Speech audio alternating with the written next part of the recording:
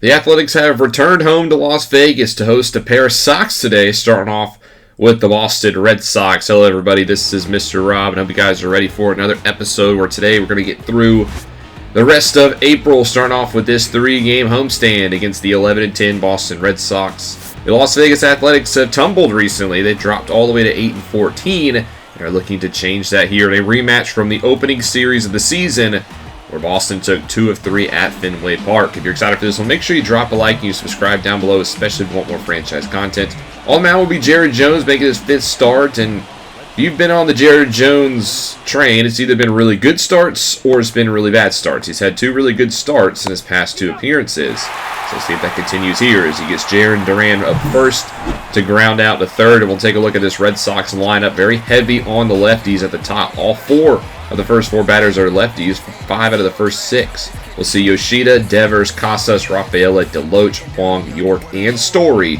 in the 1 through 9. Here's the Silver Slugger, Masataka Yoshida, up next. And with a 1-0 pitch, he'll lace this one to center, where it will be caught by Kevin Alcantara.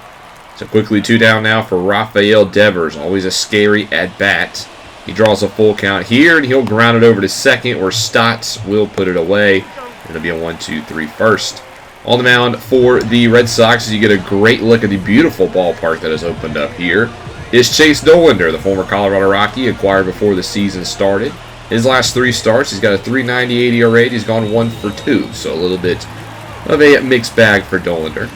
Leading off for the A's will be the usual Las Vegas native, Bryson Stott, who will go down on the inside slider. They say he went around.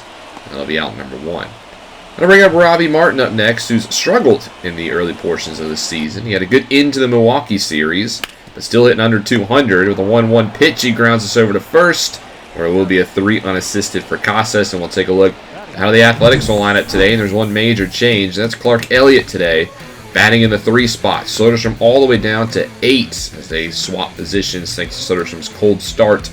Then we'll see Alcantara, Noda, Geloff, Wilson, Soderstrom, and then Ramos. Also, apologies if my voice sounds a little raspy. I'm battling a cold right now.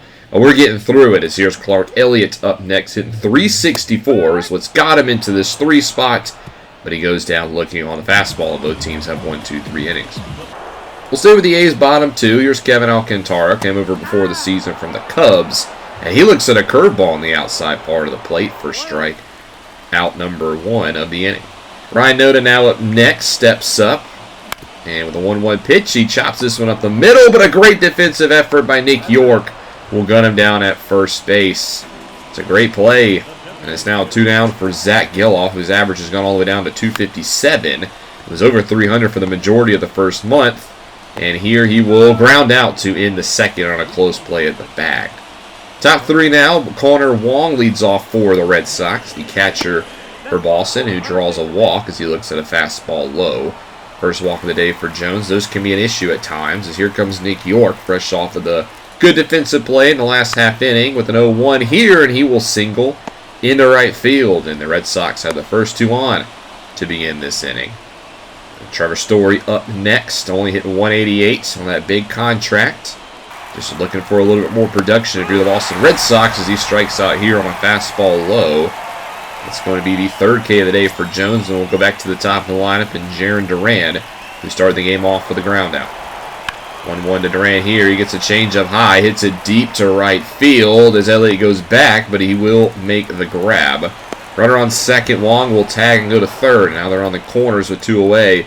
For Masataka Yoshida coming off his best season in his career. He hits it over to Noda, who bats it down. Can't get to the ball, though, and it's going to be an infield single and RBI for the Red Sox as they get on the board first. I think Noda should have made that play, but instead it's going to be a run as Devers then draws a walk.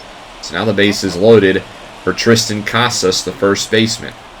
First pitch to Casas here, and he rips it to right field. This one is deep, and it is a grand salami. A home run to the right field corner into the second deck. Tristan Casas will clear the bases. His 8th home run of the season.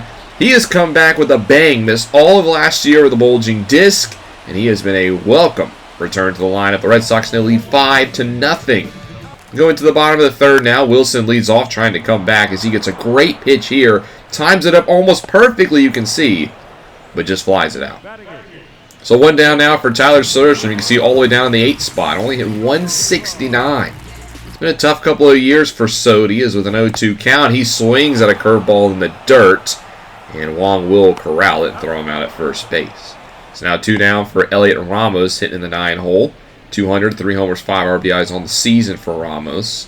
An 0-1 here, he gets a slider, and he'll hit it the other way, where York will make another great defensive effort. I swear we played some good defensive second baseman. A.J. Puck will come into the 6th. Jared Jones would go 5. He gives up 5 earned thanks to that grand slam. So now the lefty Puck will come in with this lefty-heavy lineup of Red Sox, and he comes in, and the first batter he faces is Casas, the man responsible for the grand slam, but he will get him to pop out behind home plate. Today, Rafael up next will go down on the circle change, and Puck's off to a good start here in the 6th. Zach DeLoach up next, and he will strike out swinging. A good 1-2-3 for Puck. As we'll go now into the bottom of the 6th, Dolander's still on the mound. Here's Soderstrom's next at bat as he gets a piece of a good fastball, but it just dies out short of the wall. We're just not seeing the power that we've seen in the past. One down now for Ramos, who this time will hit this one deep into the gap, and this time it will drop for a base hit. Goes up against the wall, and Ramos will have himself a 1-out double as he will coast into the second base bag. So a good spot here for the top of the lineup, and Bryson Stott hitless on the day, and he'll stay that way. Goes down on a nasty curveball from Chase Dolander, his 6th K of the day. I'll bring up Robbie Martin with 2 down, 0 for 2 on the afternoon. 2-2 pitch here, and he will hit this one down the right field line, and it will land fair. And that'll be the first run for the A's. Martin comes up clutch. It's now 5-1 off the RBI single for the former Georgia Bulldog. Clark Elliott up next. Gets a piece of a fastball away, but it will just fly out to left. The A's do push one across. Top 7 now. 1 down for Nick York, who gets plunked on the inside slurve. Puck still in the game. Duran up next. Will hit this one deep to center. Looking to make him pay as this one will clear the wall. A 2-run shot for Jarren Duran as the Red Sox now lead by 6. All season, we've seen the bullpen struggle in this regard, even the pitching staff as a whole. Whenever the offense gets a run, they seem to give something back to the other team. That happens here off the 6-home run for Durant. Garrett Whitlock will now enter the game, the former Blue Jay on the mound here for the Athletics. He's tasked with getting one more out here in the 7th with Masataka Yoshida, and it will not stay with him as he hits a 114-mile-an-hour rocket up the middle for a 2-out single. Devers now up next with the 2-2, and Devers will go fishing, and that'll end the 7th for the Red Sox with a success. Now turn a 6-run lead over to Xavier Curry, who last played in the majors before this year, back in 2026 with the Guardians. His first batter in the 7th will be Kevin Alcantara, who will hit this one down the third base line and fair. So we get the leadoff man on board here in the 7th, and I'll bring up Ryan Noda. 2-1 pitch to Noda, turns on a fastball well, but hits it literally right at Nick York. That's an easy 4-6-3 double play to clear the bases. And now Zach Geloff will step to the dish, 0 for 2 with 2 groundouts to his name. 0-2 count to the designated hitter, and Geloff will apparently go on the slider. I disagree, but they say he went around. Joe Barlow will get the next inning as he only needs 1 more out here in the top of the 9th, as it will be Jarren Duran, and he will strike him out. So Barlow gets his job done after Whitlock gives a nice couple of innings. So go bottom 9 now. Bryson Stott to lead off, and he will rip this one to right. No doubt about this one as Stott goes deep, as this will help the scoreboard look a little bit better, as it will now be 7-2 as Bryson Stott goes for his 3rd home run of the season. The Athletics still trail by 5 here in the 9th. Now they're down to their final outs. Runner on first base, 2 down for Ryan Noda. And the first pitch to the first baseman, he will perfectly time this one. This one's got some carry to right center, and it will get over the wall. A 2-run shot for Ryan Noda, his first of the season, and all of a sudden, the Athletics are within 3. So they make it look a little bit more respectable as Noda finally gets that first home run. I expect a little bit more out of him in the power department, but we just haven't seen it this year. So now it's a 3-run game. The Red Sox will bring in Reggie Crawford, which should be the easiest save of his entire career. He just needs 1 out, and he's got a 3-run lead. He'll try to do it against Zach Geloff, who's up on a 2-0 count. And Geloff will turn a fastball nicely, almost times it perfectly, but he'll just fly it out to left center, and that will be what ends this ball game. The Red Sox win 7-4. in Game 1 of this 3-game set in Las Vegas as the Athletics' losing streak continues. Scoreboard obviously looks a little bit better than what it was, but we were down by a lot for the majority of this game before we put up a 3 spot in the ninth. Both teams with 7 hits. It was just the Red Sox who had 7 runs, with Dollander getting the win, Jones the loss, Crawford gets his 4th save. And your player of the game, I have to imagine, is... No, they're going to give it to Chase Dollander. I would have given it to Tristan Casas, but nonetheless, Dollander did have a good game to get the win. Going into Game 2, we lose this one as well, 8-6. Soderstrom finally hits a home run and gets going with 4 hits. But Kim Wallachuk struggled, 4 earned and 3, and then puck out of the pen was not good either. Your Tuesday game was the Giants-Dodgers in a rivalry matchup, and San Francisco gets it done in L.A. They win 3-1 after getting all their RBIs via the long ball. Giants are now 12-14. The Dodgers continue to struggle. They're only 13-11. We do win Game 3 5-1, so at least we don't get swept, as Soderstrom came alive towards the end of this series. He goes deep again here in this game, and Sears with another good performance. So that'll turn us over to a series against the White Sox now, as it's a rainy day here in Las Vegas, so appropriate because these teams have seen some rainy days this year, both sitting at 9-16. Both teams had better aspirations than a start like this. They're both struggling, so both of these teams could use a win and a good series here against one another. The Athletics will send their ace onto the mound today, the 2020 AL Cy Young Award winner Shane Bieber, making his 6th start of the season. He's been pretty good since signing the 4-year, $80 million contract in the offseason. He'll start off with Fernando Tejera, the center fielder for the White Sox, who will start with a full count pitch and draw a walk. Fastball misses. I don't agree with that call, but it goes the way of the White Sox. But ball don't lie, because on the very next pitch, Eric Brown Jr. will ground into a double play. So now there's 2 down in the first for Andrew Vaughn, who brings an 8-game hitting streak into this matchup. Been one of the better hitters for the Southsiders. 2-2 pitch to the first baseman, and he'll rip this over to short. Nice backhand by Martin, and he will make the throw across the diamond to end the first. On the mound for the White Sox will be their new ace, Paul Skeens, the former Pittsburgh Pirate acquired in the offseason, a big trade for Chicago.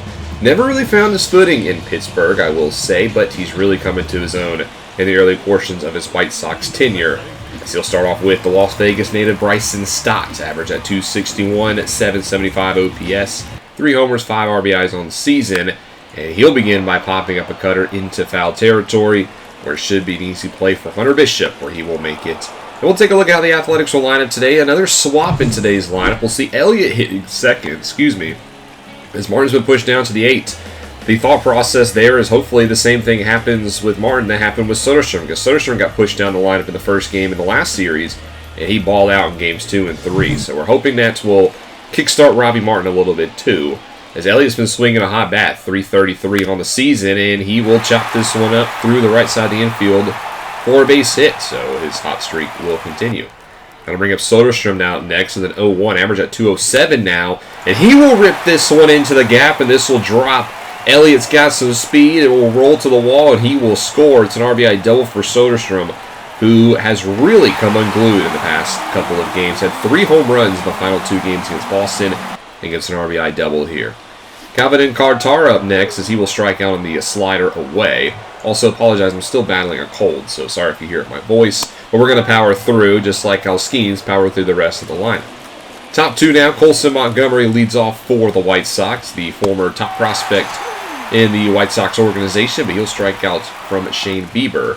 That'll bring up Hunter Bishop, the right fielder, hitting .216 on the early parts of this season. As the lefty faces a 1-2, and he will get jammed on the inside slider. Easy roller for Stott, who will put him away for out number 2. And here comes Jacob Melton, who was just acquired last week from the Twins, and a trade that sent Cole Young back to Minnesota. Melton's been swinging a hot bat, but he will also ground it out to Stott. That's another 1-2-3 inning for Bieber. As we'll stay with him in the top of the 3rd. Matt Higgins now up for Chicago, hitting .348. A Rule 5 pickup from San Francisco in the offseason. He'll fly out to center field, where it will be caught by Kevin Alcantara. Edgar Caro now up next. A lot of 300 hitters for the White Sox, so a couple of these young guys off to some promising starts. But he gets underneath the fastball, and that should also be caught by Alcantara out in center field for out number 2. Rounding up the lineup will be Jackson Glenn, making his MLB debut today at the age of 30 years old, getting the starts at second base for the White Sox. So never get discouraged from your dreams. It don't matter how old you are. But he does strike out on the cutter, and Bieber with easy work gets through the first round of the lineup. Go to the bottom of the sixth now, where Skeens has also started balling as he gets Soderstrom to strike out on a cutter down and in, his 6th K of the day. That'll bring up Alcantara, who's responsible for 2 of those 6. He has a 2-2 here, and he will chop this over to third, where it will be gloved by Brown Jr. and put away for out number 2. Ryan Noda now up next, full count pitch, and he will look at ball 4. Slider misses away. And with that walk, Skeens would be pulled from the game. He has walked 4 batters, pitch count getting up there. So he'll turn it over to the former Red, Rob Schmidt, out of the bullpen for the White Sox. Good start for Skeens outside of that 1 run in the first. He's been pretty electric, I should say. Has yet to allow a hit since the first inning, despite the 4 walks. And Schmidt, though, will get the job done in the 6th as he gets Geloff to ground out to end the inning. Top 7, Shane Bieber still on the mound, also for the Athletics. He's having an insane start as he gets Brown to ground out the Stott.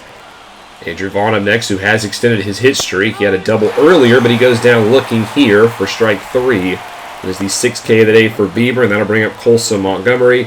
0 for 2 on the afternoon, 0-1 pitch, and he'll pop this up into center field. And that's 7 strong innings out of Shane Bieber. Go into the bottom of the 7th now, and look who's on the mound for the White Sox. Gerson Moreno, who is a former member of our farm system before Chicago claimed him off waivers a couple of off seasons ago. He's got a full count pitch on Jacob Wilson here, who will hit this one into center field, and that'll be the first base hit for the A's since the very first inning. So runner on first now, Robbie Martin, who's 0 for 2 today, hasn't really gotten the bat started as he pops this one up into center field where it will be caught. Good timing, he just missed the pitch. In the 9th hole will be Elliot Ramos, 2-2. He's drawn a walk today, and he misses on a high slider. He probably should have hit pretty far. Second out of the inning, we'll bring up Bryson Stott. First pitch to him, and he'll chop this over to third, where it will be played, and will end the 7th. Top 8, look who's still on the mound. Bieber going strong as he strikes out Hunter Bishop. Not looking to come out of the game. It's his 7th K, and that'll bring up Jacob Melton up next. 2-2 pitch to the designated hitter, and he'll chop this over to short. Martin will have to make a tough play, and he will just get him at first. Great job on the defensive front. 2 down now for Matt Higgins on pitch 104, and he will get it through the infield for a base hit, and I think that will do it for Shane Bieber. It's only a 1-run lead, so we're not going to really push him. After 7 2/3, he would be pulled. A great performance by Bieber, but now it's up to Joe Barlow to strand the runner. He struggled a couple of times in the past week. We saw him in the Milwaukee game give up the lead. Just needs 1 out. The runner will take second, though, on the first pitch. So now a runner in scoring position for Edgar Caro. Later in the at-bat with a 1-2, and Caro will ground it over to Stott, and Barlow will get the job done as it stays 1-0. As we'll go into the 9th inning now, Andrew Moore on for Chicago, making his 8th appearance of the season. He will be tasked with keeping it a 1-run deficit. Clark Elliott up first pitch, and it's a hanging curveball, but it's hit right over to first. A good glove by Vaughn. That's a tough out for the A's. Soderstrom now up next, a 1-2 pitch to him, and he'll fish on a curveball down and in, and Moore's got the first 2 outs. And I'll bring up Alcantara in the 4 spot. Full count pitch, and he'll draw a walk, so the inning will extend, as that's the 5th walk of the afternoon for the A's. Noda now up next. First pitch gets a hanging curveball, and he drills this one deep to right field, and this one is out of here. The 2-run shot for Ryan Noda, and that'll really help the cushion as we go into the 9th. It's now 3-0 Athletics after the 2nd home run of the season for Noda. Got a hanging pitch, sat on it, and drove it to right field. And now we feel a lot better about this lead. Next batter will be Zach Geloff on the first pitch, and he will hit this out to right field as well, but not with the same velocity. That'll end the 8th. So we'll turn it over to Bartolo Ayala in the 9th, the number 9 overall pick last year out of the University of Miami. 7 for 7 on save ops, now has a 3-run lead to try to make it 8 for 8. So he'll start off with Jackson Glenn, whose MLB debut does not get off to the best starts, as he goes 0 for 3, including this out right here. Top of the lineup now, Fernando Tejera up next, the 2-2, and he'll chop this over to second. Stott will play it. Easy out, so now the White Sox are down to their final outs, and it'll be up to Eric Brown Jr., the 3rd baseman, 0 for 3 on the afternoon, grounded out in his last at bat to try to keep the game alive for the Chi Sox. First pitch to Brown, and he'll hit it over to first, and notable glove hit, and that'll be the end of this one. The Athletics win by a final score of 3-0. Bieber with a sensational performance, and we get a win. Honestly, that's kind of how I expected this game to go. Once I saw Bieber was on the mound against the White Sox, I was like, he needs to pitch shutout innings. That's exactly what he did. This White Sox lineup is not very good. It's honestly like a AAA lineup, and they only mustered 2 hits in this game. I would have liked to see more of the offense, but Paul Skeens is a good pitcher, but we get the win 3-0. Get our 10th win of the season. Finally get to reach double digits. And a good start to this series that we should take pretty convincingly. On the other Friday night games, the Pirates beat the Rays 4-0. Pittsburgh's the best team in the league, and this was a big game because this was Shane McClanahan against his former team, and he shut them down. 7 innings, 9 strikeouts, only 3 hits allowed. The other Friday night game, we'll see the Nationals beat the Giants in San Francisco. Don't usually highlight to the Washington team very often, as they're still struggling a little bit, but I do believe the future might finally be turning around for the Nationals as the Giants continue to struggle after a hot start. Game 2, we win 5-4 in 10 innings. Kevin Alcantara with the game-winning single. We've seen him hit a couple of game winners early on this season as we take the second game against Chicago. 6 unanswered innings for Gore to get the win. Saturday game, we'll take a look at. Texas beat Colorado as the Rangers have struggled this season. They're only 12-15. They had to come from behind to beat this Rocky squad. I do think this is a better Colorado team than we've seen in recent years, but still, not a good look for Texas. The big game, Saturday night baseball in America, was the Reds beating the Yankees 8-6 in the showdown at Yankee Stadium. 2 of the top teams in all of baseball going at it, and Nathaniel Lowe actually hit for the cycle in this game for the Bronx Bombers. We win Game 3 as well, 5-0, sweeping the White Sox as Martin finally had a good game going 3 for 5 with 2 RBIs. Noto went deep as well, and how about Jared Jones, a complete game shutout with 11 Ks. So now we sit 12-16, and we'll go into the month of May next episode, staying at home for the National Series before traveling to Detroit to face the Tigers. And I've said it a couple times at the end of the recent episodes, but this will finally be the time where we take a little bit of a break from this series. I don't know how frequently episodes will be coming out for the Athletics because EA Sports College Football 26 is on the horizon. I do want to get through one more season of the Gamecocks Dynasty, so we're going to be pumping those episodes out pretty fast. So I don't know when the next time you'll see the A's. I'll try to get an episode out if I have like a free day from the Gamecocks or if timing works. But I hope you guys have enjoyed. Thank you guys so much for sticking around with the series. It's not over. It's just going to be, taking a little bit of a back seat. But thank you guys for the support. If you enjoyed, make sure you drop a like and you subscribe down below, especially if you want more franchise content. This is Mr. Rob, and I'll see you in the next one.